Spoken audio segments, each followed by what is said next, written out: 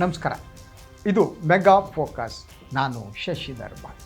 ಎಂದಿನಂತೆ 3 ಪ್ರಮುಖ ಸುದ್ದಿಗಳ ಜೊತೆ ಬಂದಿದ್ದೀನಿ. ಸುದ್ದಿಯ ಹಿಂದಿನ ಸುದ್ದಿಯನ್ನು ತೆರೆದಿಡೋದು. ಮೊದಲನೇದು ಒಂದು ಆಘಾತಕರ ಸುದ್ದಿ. ಅದು ಅಮೇರಿಕಾದ ಟ್ರಂಪ್ ಅಡ್ಮಿನಿಸ್ಟ್ರೇಷನ್ ಇದೆ, ಅದು ಭಾರತಕ್ಕೆ ಒಂದು ರೀತಿಯಲ್ಲಿ ಆಘಾತವಾಗುವಂಥ ಒಂದು ಸುದ್ದಿಯನ್ನು ಕೊಟ್ಟಿದೆ. ಅದೇನು ಗೊತ್ತಾ, ಅದನ್ನು ಹೇಳ್ತೀನಿ. ಹಾಗೆಯೇ ಇನ್ನೊಂದು ಭಾಳ ಪ್ರಮುಖವಾದ ಸುದ್ದಿ, ದಾವಣಗೆರೆ ಉಪಚುನಾವಣೆಗೆ ಸಂಬಂಧಪಟ್ಟ ಹಾಗೆ ಮುಸ್ಲಿಂ ಸಮುದಾಯದ ಮನ ಒಲಿಸುವುದಕ್ಕೆ ಮುಖ್ಯಮಂತ್ರಿ ಸಿದ್ದರಾಮಯ್ಯ ತೀವ್ರ ಯತ್ನವನ್ನು ನಡೆಸಿದ್ದಾರೆ. ಈ ರಾತ್ರಿ ಅವರು ದಾವಣಗೆರೆಯಲ್ಲಿ ಇರ್ತಾರೆ. ಮತ್ತೆ ಮುಸ್ಲಿಂ ಸಮುದಾಯದ ನಾಯಕರುಗಳನ್ನು ಕರೆದು ಮಾತುಕತೆ ನಡೆಸಿ ಅವರ ಬೇಸರವನ್ನು ಶಮನಗೊಳಿಸುವ ಯತ್ನವನ್ನು ಮಾಡ್ಬೋದು ಅಂತ ಅನಿಸುತ್ತೆ. ಸೊ ಇನ್ನೊಂದು ಸುದ್ದಿ, ಮೂರನೇ ಸುದ್ದಿ, ಅದು ಕೇರಳಕ್ಕೆ ಸಂಬಂಧಪಟ್ಟಿದ್ದು. ಕೇರಳದಲ್ಲಿ ಏನು ಚುನಾವಣೆ ನಡೀತಿದೆ ಅದಕ್ಕೆ ಸಂಬಂಧಪಟ್ಟಂಥ ಚುನಾವಣಾ ಪೂರ್ವ ಸಮೀಕ್ಷೆ. ಆ ಸಮೀಕ್ಷೆ ಕೆಲವೊಂದು ಮಹತ್ವದ ಅಂಕಿಅಂಶಗಳನ್ನು ಬಹಿರಂಗಪಡಿಸಿದೆ. ಅದೇನು ಅಂತ ಹೇಳ್ತೀವಿ. ಮೊದಲನೇ ಸುದ್ದಿ ತರೋಣ. ಅದು ಟ್ರಂಪ್ ಅಡ್ಮಿನಿಸ್ಟ್ರೇಷನ್ ಭಾರತಕ್ಕೆ ನೀಡಿದ ಆಘಾತ. ಟ್ರಂಪ್ ಜಯಿಸಬೇಕು ಅಂತ ಭಾರತದಲ್ಲಿ ಹೋಮ ಮಾಡಿದರು, ಪೂಜೆ ಮಾಡಿದರು, ಎಷ್ಟೋ ಕೋಟ್ಯಾಂತರ ದೇವರನ್ನು ಕೇಳಿದರು ಟ್ರಂಪ್ ಅವ್ರನ್ನ ಗೆಲ್ಲಿಸಿ ಅಂತ. ಮೋದಿಯವರು ತುಂಬ ಪ್ರೀತಿಯಿಂದ ಟ್ರಂಪ್ ಪರವಾಗಿ ಚುನಾವಣಾ ಪ್ರಚಾರ ಭಾಷಣ ಮಾಡಿದರು. ಮೈ ಫ್ರೆಂಡ್ ಟ್ರಂಪ್ ಅಂತ ಹೇಳಿದರು. ಈ ಆಘಾತಕರ ಸುದ್ದಿ ಏನು ಗೊತ್ತಾ, ಟ್ರಂಪ್ ಅಡ್ಮಿನಿಸ್ಟ್ರೇಷನ್ನ ಹಿರಿಯ ಅಧಿಕಾರಿಗಳು ಭಾರತ ಸರ್ಕಾರವನ್ನು ಸಂಪರ್ಕಿಸಿ ಅವರಿಗೊಂದು ಮಾತನ್ನು ಹೇಳಿದ್ದಾರೆ. ಅದೇನು ಅಂದರೆ, ಇನ್ನೊಮ್ಮೆ ಭಾರತ ಮತ್ತು ಪಾಕಿಸ್ತಾನದ ನಡುವೆ ಯುದ್ಧ ನಡೆದರೆ ನಾವು ನಿಮಗೆ ಬೆಂಬಲ ನೀಡೋದಿಲ್ಲ. ಇದು ಆಘಾತಕರ ಸುದ್ದಿ. ಆದರೆ ಸ್ಪಷ್ಟವಾಗಿ ಪಾಕಿಸ್ತಾನದ ಜೊತೆ ನಿಲ್ತೀವಿ ಅನ್ನೋ ಮಾತನ್ನು ಹೇಳಿಲ್ಲ, ಆದರೆ ನಿಮ್ಮ ಜೊತೆ ನಾವು ನಿಲ್ಲಲ್ಲ. ಸೊ ಈ ಮೂಲಕ ಭಾರತವನ್ನು ಸಂಪೂರ್ಣವಾಗಿ ನಿರ್ಲಕ್ಷಿಸುವ ಹಂತದಲ್ಲಿ ಅಮೇರಿಕ ಇದ್ದಂತೆ ಕಾಣುತ್ತೆ. ದಿನದಿಂದ ದಿನಕ್ಕೆ ಪಾಕಿಸ್ತಾನದ ಮಹತ್ವ ಹೆಚ್ಚಾಗ್ತಾ ಇದೆ. ನಮಗೆ ಇನ್ನು ಒಪ್ಪಿಕೊಳ್ಳುವುದಕ್ಕೆ ಕಷ್ಟ ಆಗುತ್ತೆ, ನಮಗೆ ಕಹಿ ಅನಿಸುತ್ತೆ. ನಿಜ, ಅದು ನಮ್ಮ ವೈರಿ ರಾಷ್ಟ್ರ, ಆದರೆ ಸತ್ಯ ಅಲ್ವಾ? ಇವನ್ನ ಇರಾನ್ ನಡುವಿನ ಯುದ್ಧದ ಸಂದರ್ಭದಲ್ಲಿ ಮಧ್ಯಸ್ಥಿಕೆ ವಹಿಸ್ತಾ ಇರೋದು ಪಾಕಿಸ್ತಾನ, ಟರ್ಕಿ, ಈಜಿಪ್ಟ್ ಜೊತೆಗೆ. ಆದ್ದರಿಂದ ಅಂತಾರಾಷ್ಟ್ರೀಯ ಮಟ್ಟದಲ್ಲಿ ಪಾಕಿಸ್ತಾನದ ಮಹತ್ವ ಹೆಚ್ಚು ಆಗ್ತಾ ಇರುವುದು ಭಾರತದ ಮಟ್ಟಿಗೆ ಅದು ಒಪ್ಪಿಕೊಳ್ಳುವ, ಇಷ್ಟಪಡುವ ವಿಚಾರ ಅಲ್ಲ. ಇದು ಆಘಾತಕರವಾದ. ಆದರೆ ಈ ನಡುವೆ ನಾನು ನೋಡ್ತಾ ಇದ್ದೆ ಇನ್ನೊಂದು, ನಮ್ಮ ದಟ್ ನೇವಿ ಮುಖ್ಯಸ್ಥರು ನೀಡಿದ ಒಂದು ಹೇಳಿಕೆ. ಮೊನ್ನೆ ಮಾತನಾಡ್ತಾ ಹೇಳಿದ್ರು. ಅದೇನು ಅಂತ ಅಂದರೆ, ಇನ್ನೊಂದು ಸ್ವಲ್ಪ ಸಮಯ ಕಳೆದಿದ್ದರೆ ಪಾಕಿಸ್ತಾನವನ್ನು ನಾವು ಭೂಪಟದಿಂದ ಅಳಿಸಿಬಿಡ್ತಿದ್ದೀವಿ. ಅದು ಸೈನಿಕರ ಭಾಷೆ. ಒಂದು ದೇಶ ಇನ್ನೊಂದು ದೇಶವನ್ನು ಎಷ್ಟರ ಮಟ್ಟಿಗೆ ಭೂಪಟದಿಂದ ಅಳಿಸಬಹುದು, ಅಳಿಸಲಾರದು ಹೇಳೋಕ್ಕೆ ಸಾಧ್ಯ ಇಲ್ಲ.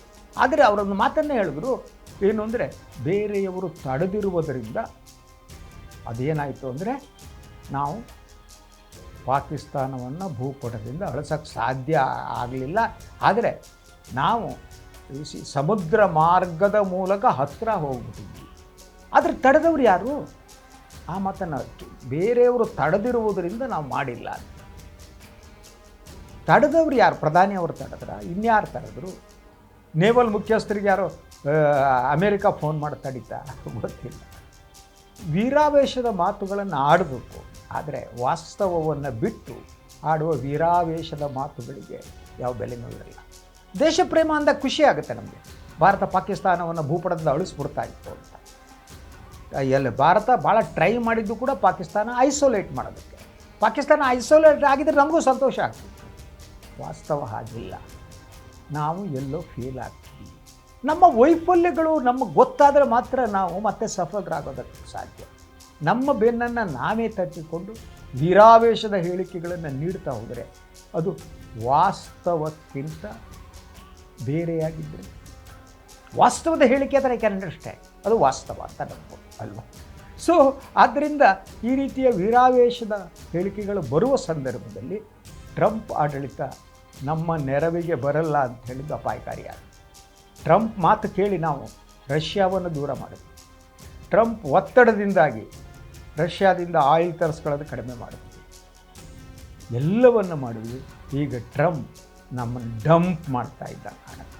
How to sort it out. ಅದಕ್ಕೆ ಅನ್ನೋದು ವಿದೇಶಾಂಗ ನೀತಿ ಅಂತ. ವಿದೇಶಾಂಗ ನೀತಿ ಇದೆಯಲ್ಲ, ಎಲ್ಲೋ ಕುಳಿತು ದೇವರ ಪೂಜೆ ಮಾಡಿದರೆ ವಿದೇಶಾಂಗ ನೀತಿ ಡಿಸೈಡ್ ಆಗಲ್ಲ. ದಿನಕ್ಕೆ 10 ಬಾರಿ ಡ್ರೆಸ್ ಚೇಂಜ್ ಮಾಡಿ ಛದ್ಮವೇಷ ಸ್ಪರ್ಧೆಯಲ್ಲಿ ಭಾಗವಹಿಸಿದರೆ ವಿದೇಶಾಂಗ ನೀತಿ ಯಶಸ್ವಿ ಆಗಲ್ಲ. ವಿದೇಶಾಂಗ ನೀತಿಯನ್ನು ಅರ್ಥ ಮಾಡಿಕೊಳ್ಳುವುದಕ್ಕೆ ಬುದ್ಧಿ ಬೇಕು. ಬುದ್ಧಿ ಇಲ್ಲದಿದ್ದರೆ ಅರ್ಥ ಮಾಡ್ಕೊಳ್ಳೋಕ್ಕಾಗಲ್ಲ. ಅದನ್ನು ಎಮೋಷ್ನಲ್ ಆಗಿ ಮಾಡೋಕ್ಕಾಗಲ್ಲ. ಅದಕ್ಕೆ ಡಿಪ್ಲೊಮಸಿ ಅಂತ. ಸೊ ನಮ್ಮ ಡಿಪ್ಲೊಮಸಿ ಸೋಲ್ತಾ ಇದೆ. ಇದು ಲೇಟೆಸ್ಟ್ ಅಪಾಯಕಾರಿಯಾದ್ದು, ಆಘಾತಕಾರಿಯಾದ್ದು ಟ್ರಂಪ್ ಅಡ್ಮಿನಿಸ್ಟ್ರೇಷನ್ ಅವರ ಹೇಳಿಕೆ. ಸೊ ಎರಡನೇ ಸುದ್ದಿ ಅಂತ ಬರೋಣ. ಈ ಎರಡನೇ ಸುದ್ದಿ ದಾವಣಗೆರೆ ದಕ್ಷಿಣ ಚುನಾವಣೆಗೆ ಸಂಬಂಧಪಟ್ಟದ್ದು. ಕಾಂಗ್ರೆಸ್ ಒಂದು ರೀತಿಯಲ್ಲಿ ಆತಂಕದಲ್ಲಿದೆ. ಗ್ಯಾರಂಟಿ ಕೈ ಹಿಡಿದ್ರೆ ಓಕೆ, ಮಹಿಳಾ ಮತದಾರರು ಕೈ ಹಿಡಿದ್ರೆ ಓಕೆ, ಅವ್ರು ಕೈ ಬಿಟ್ಟರೆ ಗೋತಾ. ಈ ಸಿಚುವೇಷನ್ನಲ್ಲಿ ಮುಸ್ಲಿಂ ಜನಸಮುದಾಯಕ್ಕೆ ಆಗಿರುವ ಬೇಸರ ನೋವಿದೆಯಲ್ಲ, ಅದನ್ನು ಸರಿಪಡಿಸುವ ಯತ್ನವನ್ನು ಮಾಡ್ತಾನೆ ಇದ್ದಾರೆ. ಆದರೆ ಅದು ಆಗ್ತಾ ಇಲ್ಲ. ಮುಸ್ಲಿಂ ಅಭ್ಯರ್ಥಿಗಳು ಕಣದಲ್ಲಿರುವುದು ಒಂದು, ಅದ್ರ ಜೊತೆಗೆ ಸಮುದಾಯದ ಒಳಗಡೆ ಇರುವಂಥ ಬೇಸರ ಅದು ಯಾವ ರೀತಿ ವರ್ಕೌಟ್ ಆಗುತ್ತೆ ಹೇಳೋಕ್ಕಾಗಲ್ಲ. ಯಾಕಂದರೆ ಶಾಮನೂರು ಶಿವಶಂಕರಪ್ಪನವರೇ ಕಳೆದ ಚುನಾವಣೆಯಲ್ಲಿ ಗೆದ್ದಿದ್ದು ಸುಮಾರು 5,000 ಮತಗಳಾಗ್ತಾರೆ. ಅದು ಚುನಾವಣೆಯಲ್ಲಿ ಅಂಥ ದೊಡ್ಡ ಅಂತರ ಅಲ್ಲವೇ ಅಲ್ಲ, 5,000 ಮತಗಳು. ಸೊ ಮುಸ್ಲಿಮರ ಒಂದು 80,000 ಮತಗಳಲ್ಲಿ 40,000 ವೋಟ್ ಆಯಿತು ಅಂತ ಇಟ್ಕೊಳ್ಳಿ. ಅದರಲ್ಲಿ 10,000 15,000 ಆ ಇಂಡಿಪೆಂಡೆಂಟ್ ಒಬ್ಬರು ಅಭ್ಯರ್ಥಿ CM ಇಬ್ರಾಹಿಂ ಅವರ ಸ್ನೇಹಿತರು ಒಬ್ಬರು ನಿಂತಿದ್ದಾರೆ, ಬಿಸ್ನೆಸ್ ಮ್ಯಾನ್. ಅವರೊಂದು 5,000 ವೋಟ್ ತಗೊಂಡ್ರೆ ಕಾಂಗ್ರೆಸ್ಗೆ ಕಷ್ಟ. ಆ ಕಾರಣಕ್ಕಾಗಿ ಇವತ್ತು ಸಿದ್ದರಾಮಯ್ಯನವರು ದಾವಣಗೆರೆಯಲ್ಲೇ ಇದ್ದಾರೆ. ಅವರು ರಾತ್ರಿ ದಾವಣಗೆರೆಯಲ್ಲಿ ಸ್ಟೇ ಮಾಡ್ತಾರೆ. ಈ ಸಂದರ್ಭದಲ್ಲಿ ಇನ್ನೊಮ್ಮೆ ಮುಸ್ಲಿಂ ನಾಯಕರನ್ನು ಕರೆದು ಅವರು ಮಾತನಾಡ್ಬೋದು. ಆ ಸುದ್ದಿ ಇದೆ. ಅವರನ್ನು ಮನವೊಲಿಸುವ ಯತ್ನ ಮಾಡ್ತಾರೆ. ಅದರ ಜೊತೆಗೆ ಬೇಸರ ಎಲ್ಲಿವರೆಗಿದೆ ಅಂದರೆ, ವಿಧಾನ ಪರಿಷತ್ ಸದಸ್ಯರು ಒಬ್ಬರಿದ್ದಾರೆ ಜಬ್ಬಾರ್ ಅಂತ, ಅವರು ಕೂಡ ಪ್ರಚಾರದಲ್ಲಿ ಪಾಲ್ಗೊಳ್ತಾ ಇಲ್ಲ ಅಂತ. ಜಬ್ಬಾರ್ ಅವರು ಹೇಳ್ತಾ ಇರೋದು ನನ್ನ ಆರೋಗ್ಯ ಸರಿ ಇಲ್ಲ. ಇದು ಈಸಿ ಎಕ್ಸ್ಕ್ಯೂಸ್ ಅಂತಾರಲ್ಲ, ಇದು ಎಕ್ಸ್ಕ್ಯೂಸ್. ಆರೋಗ್ಯ ಸರಿ ಇಲ್ಲ ಅಂತ ಮನೇಲಿ ಮಲ್ಕೊಂಡ್ರೆ ಯಾವನೇ ಹೇಳಿ ಚಾದ್ರ ಓದ್ಕೊಂಡು ನಾವು ಮಲ್ಕೊಂಡು. ಅವರು ಭಾಗವಹಿಸ್ತಾ ಇಲ್ಲ. ಭಾಳಷ್ಟು ಮುಸ್ಲಿಂ ನಾಯಕರು ಭಾಗವಹಿಸ್ತಾ ಇಲ್ಲ. ಅದ್ರ ಜೊತೆಗೆ ಸಿದ್ದರಾಮಯ್ಯ ದಾವಣಗೆರೆಯಲ್ಲಿ ಭಾಷಣ ಮಾಡುವ ಸಂದರ್ಭದಲ್ಲಿ ಮತ್ತು ಉಳಿದ ಕಡೆ ಅವರೇನು ಜನರನ್ನು ಭೇಟಿ ಮಾಡ್ತಾ ಇದ್ರು, ಆಗ ಕೇಳಿ ಬಂದ ಒತ್ತಾಯ ಅಂತಂದರೆ ಜಮೀರ್ ಅಹಮದ್ ಖಾನ್ ಅವರು ಪ್ರಚಾರಕ್ಕೆ ಬರಬೇಕು. ಒಂದು ರೀತಿಯಲ್ಲಿ ಅವರು ದಾವಣಗೆರೆಯ ಮುಸ್ಲಿಮರ ಪ್ರಶ್ನಾತೀತ ನಾಯಕರಾಗಿ ಜಮೀರ್ ಅಹಮದ್ ಖಾನ್ ಎಮರ್ಜ್ ಆಗ್ತಿದ್ದಾರೆ.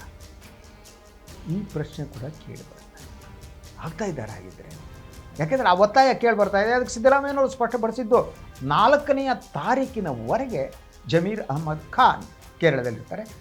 4ನೇ ತಾರೀಕು ಅವರು ಅಲ್ಲಿಂದ ಬಂದುಬಿಟ್ಟು 5ನೇ ತಾರೀಕಿಗೆ ದಾವಣಗೆರೆ ಬರ್ತಾರೆ ಅನ್ನುವ ಮಾತನ್ನು ಹೇಳಿದ್ದಾರೆ. ಜಮೀರ್ ಅಹಮದ್ ಖಾನ್ ಯಾವ ತೀರ್ಮಾನ ತಗೋಬಹುದು? ಅವರು ಚುನಾವಣಾ ಪ್ರಚಾರದಲ್ಲಿ ಪಾಲ್ಗೊಳ್ತಾರೆ ಸಾಧ್ಯನಾ? ಯಾಕೆಂದರೆ ಅದು ಎಲ್ಲಿವರೆಗಿದೆ ಅಂದರೆ ಸಚಿವ SS ಮಲ್ಲಿಕಾರ್ಜುನ್ ಅವರು ನೀಡಿರುವ ಹೇಳಿಕೆಯಿಂದ.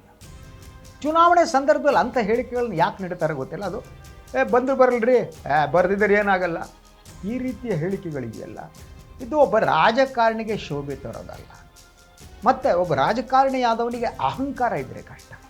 ಅವರೇನ್ರಿ ನಾನೇ ಗೆಲ್ತೀನಿ, ಈಗ ಪ್ರಾಬ್ಲಮ್ ಸಿಕ್ಕಾಕೊಂಡು ಕಾಣುತ್ತೆ. ಸಮರ್ಥ ಅವರನ್ನು ಗೆಲ್ಲಿಸುವುದಕ್ಕೆ ಲಿಂಗಾಯತರೆಲ್ಲ ಟ್ರೈ ಮಾಡ್ತಿದ್ದಾರೆ. ನಿಜ, BJPಯ ಕೆಲವು ಲಿಂಗಾಯತ ನಾಯಕರು ಅವ್ರಿಗೆ ಸಪೋರ್ಟ್ ಮಾಡ್ತಿದ್ದಾರೆ. ಆದರೆ ಕಾಂಗ್ರೆಸ್ನ ವೋಟ್ ಬ್ಯಾಂಕ್ ಇದೆಯಲ್ಲ, ವೋಟ್ ಬ್ಯಾಂಕಿನ ಮೂಲವಾಗಿರುವಂತಹ ಮುಸ್ಲಿಮರು ಕೈ ಕೊಟ್ಟರೆ ಆಗ ಕಷ್ಟ. ಆದ್ದರಿಂದ ಸಿದ್ದರಾಮಯ್ಯನವರು ಇವತ್ತು ಬಹುಮಟ್ಟಿಗೆ ಎಲ್ಲರನ್ನ ಮನವೊಲಿಸುವ ಕೆಲಸವನ್ನು ಮಾಡ್ತಾರೆ. ಹಾಗೆಯೇ ಜಮೀರ್ ಅಹಮದ್ ಖಾನ್ ಅವ್ರ ಹತ್ರ ಮಾತನಾಡಿ, ಅಥವಾ SS ಮಲ್ಲಿಕಾರ್ಜುನ್ ಅವ್ರ ಹತ್ರ ಜಮೀರ್ಗೆ ಫೋನ್ ಮಾಡೋದಕ್ಕೆ ಹೇಳಿ ಒಂದು ಪ್ಯಾಚಪ್ ಮಾಡ್ಬೋದು ಅನಿಸುತ್ತೆ. ಅದು ಪ್ಯಾಚಪ್ ಆದರೆ ಗಾಯಗಳು ಹಾಗೇ, ನೀವು ಗಾಯಗಳು ಬೇಗ ಗುಣ ಆಗಲ್ಲ ಕಟ್ರಿ. ಅದು ಕೆಲವರಿಗೆ ಈ ಡಯಾಬಿಟಿಸ್ ಇದ್ದರೆ ಇನ್ನೂ ಕಷ್ಟ. ಗಾಯಗಳು ಈ ಮುಸ್ಲಿಮರಿಗೆ ಒಂದು ರೀತಿ ಈ ಡಯಾಬಿಟಿಸ್ ಇದ್ದಾಗೆ ಆಗಿದೆ, ಅವರಿಗೆ ಗಾಯ ಆಗಿದೆ. ಗಾಯ ಗುಣ ಆಗಬೇಕು. ಬೇಸರ ಇದೆ, ನ್ಯಾಚುರಲ್. ಅದು 2008ರಿಂದ ಟಿಕೆಟಿಗೆ ಕಾಯ್ತಾ ಇರೋದು, ಪ್ರತಿ ಇಲೆಕ್ಷನ್ನಲ್ಲಿ ನೆಕ್ಸ್ಟ್ ಟೈಮ್ ನಿಮಗೆ ಅಂತ ಹೇಳೋದು, ಕೊಡದೇ ಇರೋದು. ಸೊ ಅವ್ರು ನಂಬ್ಕೊಳ್ಳೋದು ಇನ್ಯಾರು ನಂಬ್ಕೋತಾರೆ ಮುಸ್ಲಿಮರು? ಕಾಂಗ್ರೆಸ್ ಮಾತ್ರ, BJPಯನ್ನು ಯಾರಿಗೂ ಟಿಕೆಟ್ ಕೊಡಲ್ಲ, ಏನು ಕೊಡಲ್ಲ ಅಲ್ಲ. ಇವೆಲ್ಲ ಎಡಸ್ಬೇಟ್ ಸಿದ್ದರಾಮಯ್ಯನವರು ಏನು ಮಾಡ್ತಾರೆ ಅಂತ 3ನೇ ಸುದ್ದಿ ಅಂತ ಬರ್ತೀವಿ. ಅದು ಕೇರಳ ಎಲೆಕ್ಷನ್ಗೆ ಸಂಬಂಧಪಟ್ಟಿದೆ. ಕೇರಳ ಚುನಾವಣೆಯ ಏನಿದೆ ಟಫ್ ಫೈಟ್ ಇದೆ ಅಂತ ಮೊದಲಿಂದನೂ ಹೇಳಲಾಗ್ತಾ ಇತ್ತು. UDF ಮತ್ತು LDF. UDF ಕಾಂಗ್ರೆಸ್ ಪಕ್ಷದ ನೇತೃತ್ವದ ರಂಗ, LDF left and democratic parties, ಎಡಪಕ್ಷಗಳು. ಸೊ ಎಡಪಕ್ಷಗಳು ಏನಿದೆ ಸತತವಾಗಿ 2 ಬಾರಿ ಆಯ್ಕೆಯಾಗಿದ್ದರು ಪಿಣರಾಯಿ ವಿಜಯನ್ ಅವರ ಕಮ್ಯುನಿಸ್ಟ್ ಪಾರ್ಟಿ. ಈ ಬಾರಿ ಪಿಣರಾಯಿ ವಿಜಯನ್ ಅವರ ಪಕ್ಷ ಸೋಲುತ್ತೆ ಅನ್ನುವ ಮಾಹಿತಿ ಇದೆ. ಸೊ ಹಲವು ಅಲ್ಲಿಯ ಚಾನಲ್ಗಳು ಬೇರೆ ಬೇರೆ ಮಾಧ್ಯಮಗಳು ಚುನಾವಣಾ ಪೂರ್ವ ಸಮೀಕ್ಷೆಯನ್ನು ನಡೆಸಿ ಆ ಅಂಕಿಅಂಶಗಳು ಬಹಳ ಸ್ಪಷ್ಟವಾಗಿ ಕಾಂಗ್ರೆಸ್ಗೆ ಮೇಲುಗೈ ಆಗುವುದನ್ನು ತೋರಿಸ್ಕೊಟ್ಟಿವೆ. ಸೊ ಆ ಸಮೀಕ್ಷೆ ಪ್ರಕಾರ ಒಟ್ಟಾರೆ ಕೇರಳದಲ್ಲಿ ಇರುವುದು 140 ಸ್ಥಾನಗಳು. 140 ಸ್ಥಾನಗಳಲ್ಲಿ ಈ ಸಮೀಕ್ಷೆಯ ಪ್ರಕಾರ UDF ಕಾಂಗ್ರೆಸ್ ನೇತೃತ್ವದ UDF 69ರಿಂದ 81 ಸ್ಥಾನಗಳನ್ನು ಗೆಲ್ಲುವ ಚಾನ್ಸಸ್ ಇದೆ.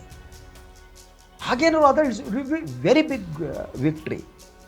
LDF ಏನಿದೆ ಕಮ್ಯುನಿಸ್ಟರದು ಪಿಣರಾಯಿ ವಿಜಯನ್ ನೇತೃತ್ವದ LDF ಅದು 57ರಿಂದ 69 ಸ್ಥಾನ ಪಡೆಯಬಹುದು ಅನ್ನುವ ಮಾಹಿತಿ ಇದೆ. ಈ ಸಮೀಕ್ಷೆಗಳೆಲ್ಲ ಸತ್ಯ ಆಗುತ್ತೆ ಅಂತ ನಾನು ಹೇಳಲ್ಲ, ಅದೊಂದು ಟ್ರೆಂಡನ್ನು ತೋರಿಸ್ಕೊಡುತ್ತೆ. ಜನ ಯಾವ ರೀತಿ ಯೋಚನೆ ಮಾಡ್ತಿದ್ದಾರೆ ಅನ್ನೋ. ಈ ಚುನಾವಣಾ ಪೂರ್ವ ಸಮೀಕ್ಷೆಗಿಂತ ಯೂಶ್ವಲಿ ಎಕ್ಸಿಟ್ ಪೋಲ್ ಇರುತ್ತಲ್ಲ, ಎಕ್ಸಿಟ್ ಪೋಲ್ ಸತ್ಯಕ್ಕೆ ಹೆಚ್ಚು ಹತ್ತಿರ ಆಗಿರುತ್ತೆ. ಅದನ್ನು ಸೈಂಟಿಫಿಕ್ ಆಗಿ ಮಾಡಬೇಕು. ಅದಕ್ಕೊಂದು ವಿಧಾನ ಇದೆ. ನೀವು ಈ ಚುನಾವಣಾ ಸಮೀಕ್ಷೆ ಮಾಡುವುದಕ್ಕೆ ವಿಧಾನ ಇದೆ. ಅದು ಬಹಳ ಜನರಿಗೆ ಗೊತ್ತಿಲ್ಲ. ಅದಕ್ಕೆ ಲಾ ಆಫ್ ಪ್ರೊಬ್ಯಾಬಿಲಿಟಿಯ ಮೇಲೆ ಮಾಡ್ತಾರೆ. ಸೊ ನನಗೆ ಅದನ್ನು ಬೇರೆ ಬೇರೆ ಚಾನಲ್ನಲ್ಲಿ ಈ ರೀತಿಯ ಸಮೀಕ್ಷೆಯನ್ನು ಸಕ್ಸಸ್ಫುಲ್ಲಾಗಿ ಮಾಡಿ ಅನುಭವ ಇದೆ. ನಾನು ಇನ್ನೊಂದು ಚಾನಲಲ್ಲಿ ಕೆಲಸ ಮಾಡೋ ಸಂದರ್ಭದಲ್ಲಿ ಕರ್ನಾಟಕದಲ್ಲಿ BJPಗೆ 110 ಸ್ಥಾನ ಬರುತ್ತೆ ಅನ್ನೋದು ನಮ್ಮ ಸಮೀಕ್ಷೆ ತೋರಿಸ್ಕೊಟ್ಟಿತ್ತು. ಅದರಿಂದ ಅದಕ್ಕೊಂದು ವಿಧಾನ ಇದೆ. ಲಾ ಆಫ್ ಪ್ರೊಬ್ಯಾಬಿಲಿಟಿ ಮೇಲೆ ಮತ್ತು ಸ್ವಿಂಗ್ ಫ್ಯಾಕ್ಟರ್ ಮೇಲೆ ಮತ್ತು ಸ್ಯಾಂಪಲ್ಸ್ ಆಯ್ಕೆ ಮಾಡುವುದು ಮೇಲೆ, ಯಾವ ರೀತಿ ಸ್ಯಾಂಪಲ್ ಆಯ್ಕೆ ಮಾಡ್ತೀವಿ ಅನ್ನೋದ್ರ ಮೇಲೆ ಡಿಪೆಂಡ್ ಆಗಿದೆ. ಸೊ ಅದರಿಂದ ಸ್ವಲ್ಪ 5% ಆ ಕಡೆ ಈ ಕಡೆ ಈಗಿರ್ಬೋದು. ಆದರೆ ಪರ್ಫೆಕ್ಟಾಗಿ ಎಕ್ಸಿಟ್ ಪೋಲ್ನಲ್ಲಿ ಮಾಡಿದರೆ, ಇನ್ನೊಂದು ಮಾಡಿದರೆ ಯೂಶ್ವಲಿ ಅದರ ರಿಸಲ್ಟ್ಗಳು 99.2% ಅಷ್ಟು ಸತ್ಯ ಆಗ್ತದೆ. ಅನುಮಾನನಿಲ್ಲ. ಅದು ಹೇಗೆ ಮಾಡ್ತಾರೆ ಅಂತ ಸ್ಯಾಂಪಲ್ ಆಯ್ಕೆ ವಿಧಾನ ಇದೆ, ಅದು ಇನ್ಯಾವುದೋ ಸಂದರ್ಭದಲ್ಲಿ ಹೇಳ್ತೀನಿ. ಸೊ ಆದ್ದರಿಂದ ಈಗ ಹಾಗಿದ್ರೆ BJP ಏನು? ಸೊ ಈ ಚುನಾವಣಾ ಪೂರ್ವ ಸಮೀಕ್ಷೆಯ ಪ್ರಕಾರ BJP ಕೇರಳದಲ್ಲಿ 1ರಿಂದ 3 ಸ್ಥಾನ ಗೆಲ್ಬೋದು ಅಂತ ಸಮೀಕ್ಷೆ ತೋರಿಸ್ಕೊಟ್ಟಿದೆ. ಕಾಂಗ್ರೆಸ್ಸು UDF ಏನಾದರೂ ಗೆದ್ದರೆ ಒಂದು ಕಾಂಗ್ರೆಸ್ಸಿಗೆ ಆಕ್ಸಿಜನ್ ಇದ್ದಂತೆ. ಹಲವು ಸೋಲುಗಳ ನಡುವೆ ಒಂದು ಜಯ ಇದೆಯಲ್ಲ, ಅದು ಯಾವತ್ತೂ ಆತ್ಮವಿಶ್ವಾಸವನ್ನು ಕೊಡುತ್ತೆ. ಅದು ಒಂದು ಪಾಲಿಟಿಕಲ್ ಪಾರ್ಟಿಗಿರಲಿ, ಒಂದು ಇಂಡಿವಿಜುವಲ್ ಆಗಿ ಸತತವಾಗಿ ನಾವು ಬದುಕಿನಲ್ಲಿ ಸೋಲ್ತಾ ಇರಬೇಕಾದ್ರೆ ಒಂದು ಸಂದರ್ಭದಲ್ಲಿ ಯಶಸ್ಸು ಅಂತ ಬಂದ ತಕ್ಷಣ ಸಂತೋಷ. ಕಾಂಗ್ರೆಸ್ಸಿಗೆ ಅಂತಹ ಒಂದು ಆಕ್ಸಿಜನ್ ಬೇಕು. ಕಾಂಗ್ರೆಸ್ ಅನ್ನೋ ಕಾರಣಕ್ಕೆ ಮಾತ್ರ ಅಲ್ಲ, ಈ ದೇಶದ ಪ್ರತಿಪಕ್ಷದ ರಾಜಕಾರಣ ಉಳಿಬೇಕಾದ್ರೆ ಜಯ ಬೇಕು. ಪ್ರತಿಪಕ್ಷಗಳು ಇಲ್ಲದಿದ್ದರೆ ಜನತಂತ್ರ ಸಾಯುತ್ತೆ, ಸರ್ವಾಧಿಕಾರ ಬರುತ್ತೆ. ಆದ್ದರಿಂದ ಆಡಳಿತಾರೂಢ ಪಕ್ಷವನ್ನು ಪ್ರಶ್ನಿಸುವಂಥ ಪ್ರತಿಪಕ್ಷ ಬೇಕು. ಕಾಂಗ್ರೆಸ್ ಅದನ್ನು ಮಾಡುವ ಚಾನ್ಸಸ್ ಇದೆ. ಸೊ ನೋಡೋಣ ಕೇರಳದಲ್ಲಿ ಏನಾಗುತ್ತೆ, ಗೆಲ್ಲಬಹುದು. ಹಾಗೇನೆ 5 ರಾಜ್ಯಗಳ ಚುನಾವಣೆ ಏನಿದೆ ಅದು ಸಂಬಂಧಪಟ್ಟ ಹಾಗೆ ನಾನು ನಾಳೆ ನಾಡ್ದು ಅದನ್ನು ಉಳಿದದ್ದಕ್ಕೂ ಮಾತನಾಡ್ತೀನಿ. ಕೇರಳದಲ್ಲಂತೂ ಕಾಂಗ್ರೆಸ್ಸಿಗೆ ಆಶಾದಾಯಕ ಆಗಿದೆ. ನಮಗೆ ಪಕ್ಕದಲ್ಲಿರುವ ರಾಜ್ಯ ಇದು ಈ ಹೊತ್ತಿನ ಮೆಗಾ ಫೋಕಸ್. ನಾಳೆ ಮತ್ತೆ ಬರ್ತೀನಿ ಸುದ್ದಿಯೊಂದಿಗೆ, ವಿಶ್ಲೇಷಣೆಯೊಂದಿಗೆ. ಅಲ್ಲಿವರೆಗೆ ನಮಸ್ಕಾರ.